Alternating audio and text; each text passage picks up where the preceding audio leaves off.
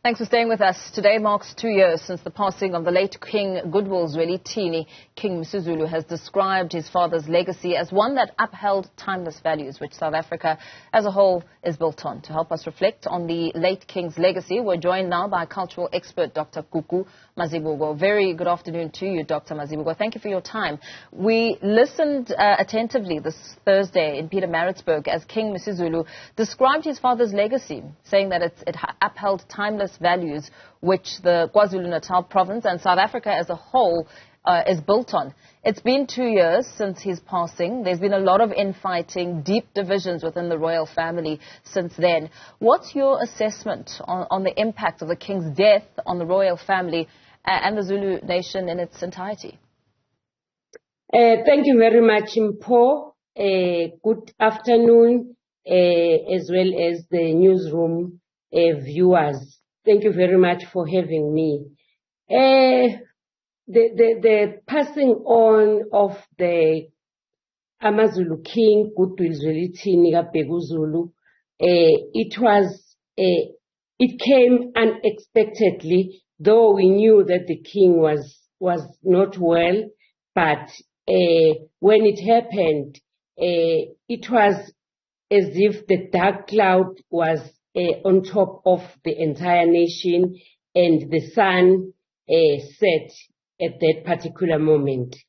But we knew that the king left us with so many important things, because whilst he was still alive, he revived a number of ceremonies, and he was one of the most humble and firm king. He was very bold in anything.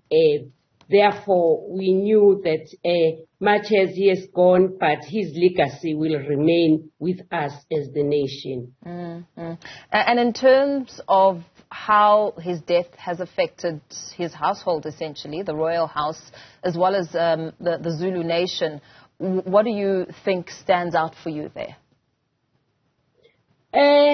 I think because he's one of the Zulu king who reigned for so many years. I think by the time he passed on, it was his 49th year on the throne. So, as I have already alluded to the fact that no one expected that he would pass on. But what happened after everything that took place, the challenges that came in the royal family, were the things that we were not expecting. But when we look back at history, we knew that those are the things that did happen with other AmaZulu kings. Yeah, absolutely.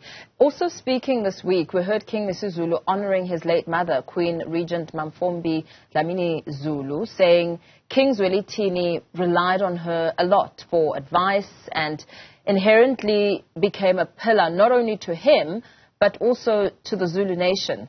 Now, you speak about what happened in history. We know that in the past, royal women were known to defend the Zulu monarchy during times of assault and civil war. In what ways do you think King Mrs Zulu's wives can or will assert their agency and power as the past royal women have throughout history? Well, I'm glad you mentioned that the relevance and the importance of the late Regent Queen Mamfombi Zulu.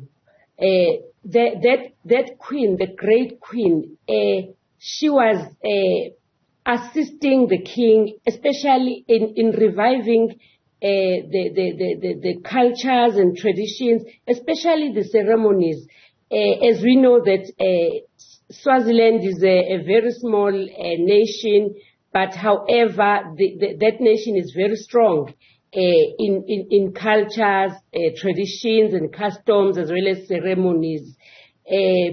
When the queen became when the princess of Swaziland, Princess Mamfombi, married the king, she assisted King Goodwill Zwelithini in reviving the ceremonies like the reed dance.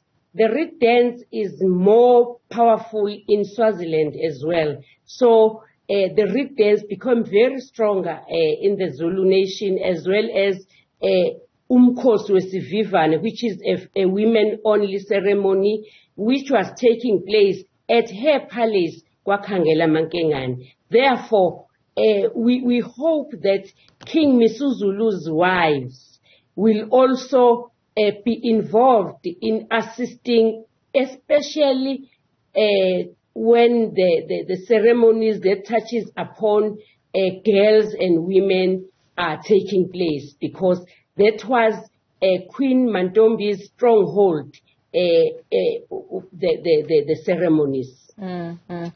And also looking at the manner in which King MisuZulu has positioned himself, speaking out against gender-based violence, for instance, and other socio-economic matters, has he instilled the confidence and retained the dignity of the throne like his late father, or are we seeing somebody who is charting out a legacy of their own? Well, one thing I can say, Mpo, is that in 1971, when King Goodwill Zwelithini ascended the throne, he was 20 years old. He started somewhere. And we are hoping that King MisuZulu is at the beginning of his reign. Therefore, he is giving us his vision for the nation. And therefore, we need not to rush him, but we need to be patient and listen to him and see what are the plans that are in place for him, for the entire nation, because we understand that AmaZulu, they are affected by poverty, gender-based violence, social ills, so many things. Therefore, it is his priority to look at the issues that affect the entire nation. And looking at perhaps windows of opportunity, which do you think King MisuZulu can now take advantage of to really instill confidence and pride within not only the Zulu nation but and South Africa? I think King MisuZulu is at an advantage now because of the technology that we are in it now.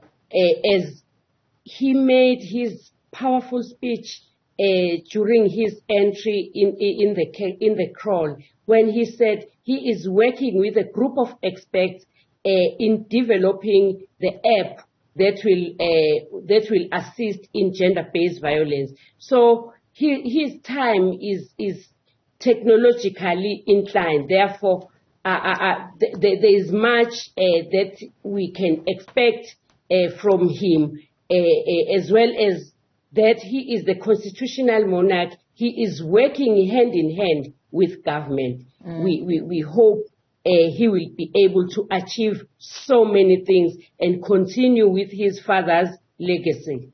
Very well. Thank you so much for your time and insight. Cultural expert Dr. Gugu Mazibuko speaking there as we reflect 2 years since the passing of King Goodwill Zwelithini.